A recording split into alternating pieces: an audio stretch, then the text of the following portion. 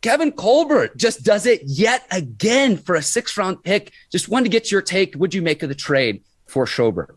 I mean, Kevin Colbert's a magician, and I think he gets overlooked a lot when you talk about general managers because he's been here for so long. He's not, like the young up-and-comer like a Brett Veach that, gets a lot of praise for the way that he drafts and the way that he pulls off some of those free agent signings. But Kevin Colbert's kind of quiet, and then he makes a splash deal like this, and everybody's like, oh, yeah, that's right. This guy's really good at what he does. That's why he's been here so long, and the Steelers have been successful for so long. But I mean, there was a huge area of need, and it was kind of perfect timing when the Schobert news broke. It was in the middle of the first half of that preseason game last week, and I think Devin Bush had just got absolutely burned on coverage. And it was a great example of like, oh, yep, this is why they need an inside linebacker who's good in coverage, and Joe Schobert absolutely fits that bill.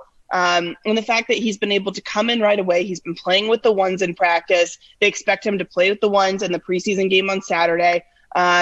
I just think that he was a missing piece that this defense needed. I mean, they've been down inside linebackers, losing Vince Williams right before the season.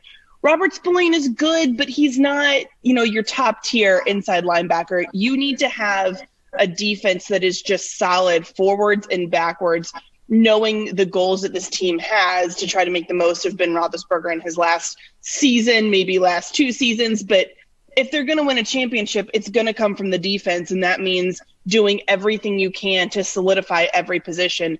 And Joe Schobert checks the box for the inside linebackers so they can kind of breathe a sigh of relief there.